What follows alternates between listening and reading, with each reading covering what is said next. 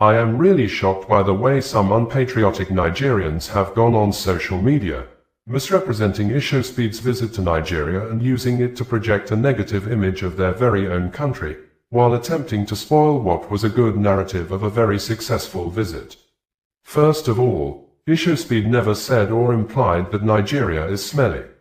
The young man perhaps achieved his most successful stream during his African tour in Nigeria, reaching a milestone of 50 million YouTube subscribers whilst in our dearly beloved country. He is the first black streamer to achieve that milestone, and it occurred in Nigeria, boosted by Nigerian subscribers appreciative of his visit.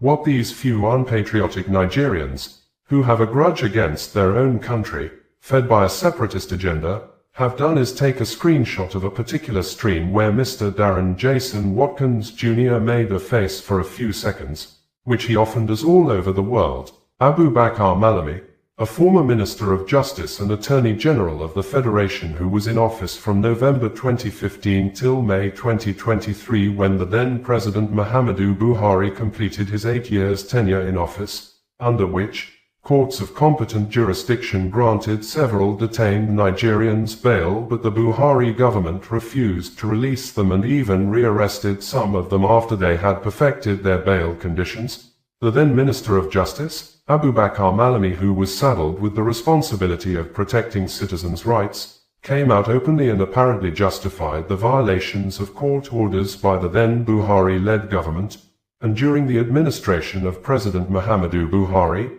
Abubakar Malami frequently defended the actions of the government's refusal to obey court's orders of bail granted to high-profile individuals by asserting that national security and public interest superseded individual rights. Some of the high-profile Nigeria military authority has confirmed the death of 5 soldiers and 1 police officer in an ambush launched by terrorists on Monday at Gidan Wagni area of Zamfara state. The incident may be a reminder of incessant cases of high rates of Nigeria losing its soldiers and other security operatives in ambush, especially as observed as a worsening situation in the year 2025, with the ambush of army barracks and killing of the men of the Armed Forces of Nigeria, AFN, by terrorists in large number began as early as January 2025.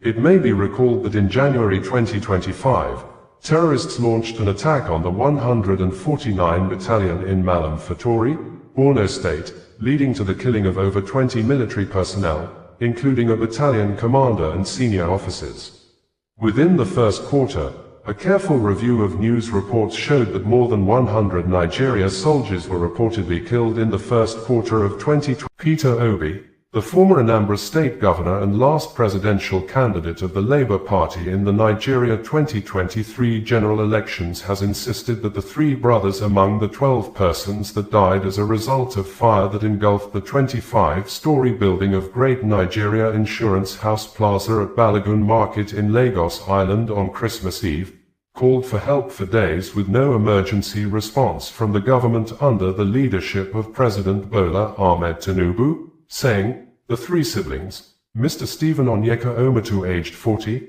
Mr. Casimir Nabuka Omatu aged 39, and Mr. Collins Kenechukwu Omatu aged 37, for days, sent distressing pleas for help while trapped in the building, yet there were no emergency services to rescue them. Several days passed in the rubble before their bodies were finally recovered, several days of unanswered calls, of a system that failed them at the moment they needed it most. Peter O. Inspector General of Police, IGP Kayode Egbetoken, for days now has refused to speak or deliberately kept mum after a well-known founder of a private organization, Harrison Gwamnishu, who have been assisting Nigeria security operatives with credible and reliable intelligence information that have led to the killing and arrest of several kidnappers, in a video statement on Saturday revealed the complicit of the Nigeria police force in aiding and trying to cover up a reasonable suspect behind the kidnapping of a couple in the late days of November 2025 at Avili community in the Etsiko West local government area of Edo State.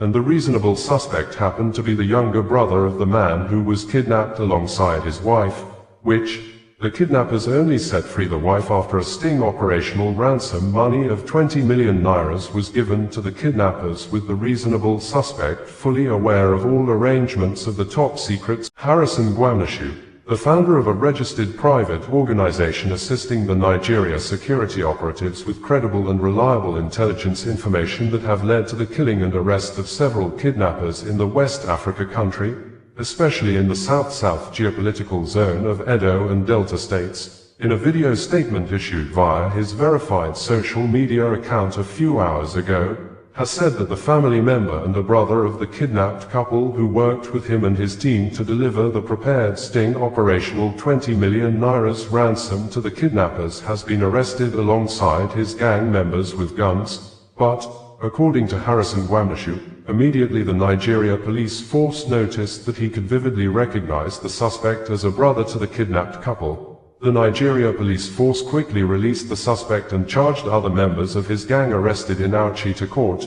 even when the kidnapping involving the suspect's brother and wife is generating more reactions after the wife was one of the most talked about Islamic preachers in Nigeria who have had photographs with people suspected to be terrorists terrorizing villages and communities in the northern part of Nigeria when he visited the suspected terrorists in their camps inside forests on the ground of having peace talk with the armed groups. Sheikh Ahmed Abubakar Mahmoud Gumi has described as a terrorist act the United States, U.S. military action ordered by President Donald Trump that attacked and killed yet to be ascertained total numbers of ISIS-affiliated Lakurawa terrorists in Sokoto state on Christmas Day. The Islamic cleric called on the people in the villages affected by the U.S. missile strikes on Thursday night to post on social media platforms evidences of damages caused by the U.S. military action. According to Gumi, it is in line with the teachings of Islam for terrorists to be killed,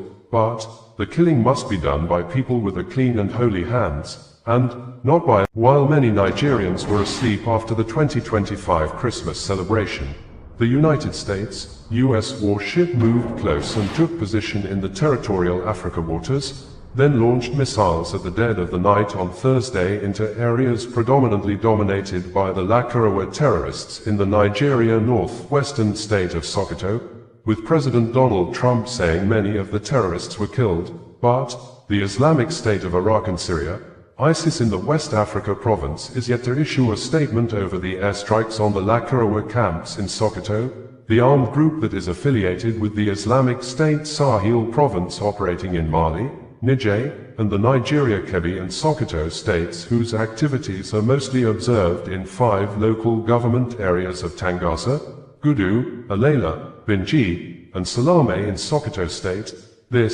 Some residents at Jabo village in the Tambul local government area of Sokoto state in an effort to challenge and prove wrong the statement of Harrison Gwamnishu, a well-known civilian volunteer assisting Nigeria security operatives with intelligence information that has led to the arrest and killing of suspected kidnappers in gun battle, that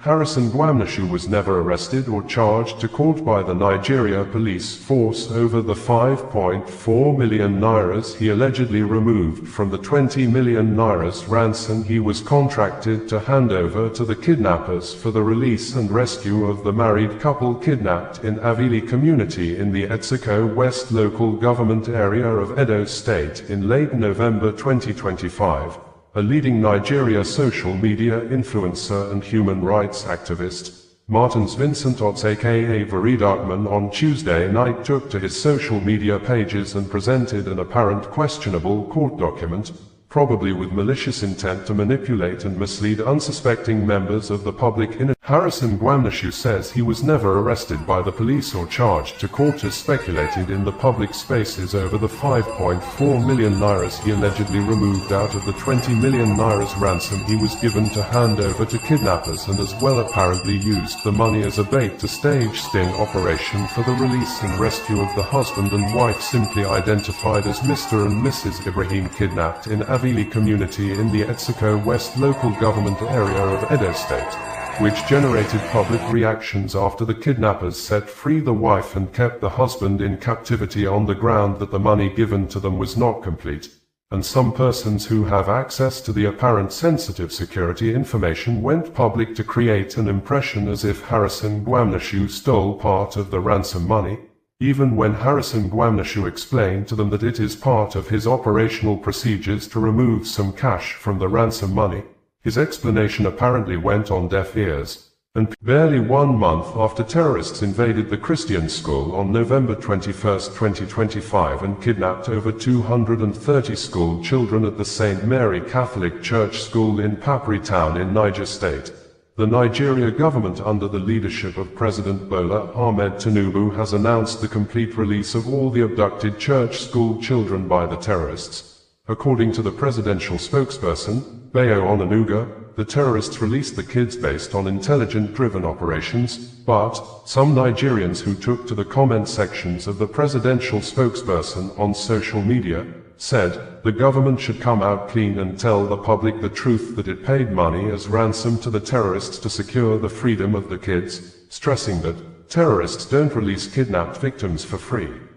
Bayo Onanuga, the presidential spokesperson, had said in a statement he issued and made available yesterday that the remaining 130 school children abducted. Increasing rates of mass shooting leading to mass murder in South Africa recorded another new figure on Sunday early morning in the Bekkersdal town near the southwestern part of Johannesburg in the Gauteng province when about 12 masked unknown gunmen invaded a public drinking, accommodation and relaxation spot known as Tavern, shooting into the pub and shot people as they sight them on the street while fleeing, leading to the killing of 9 persons as confirmed by the local authority, with additional 10 persons sustaining injuries. This occurred less than 3 weeks when gunmen stormed an illegal drinking establishment also known as Shebeen at a hostel in Salisbury, west of Pretoria, wherein 12 people were killed, including a 3-year-old child, a 12-year-old boy, and a 16-year-old girl. And in 2024 alone,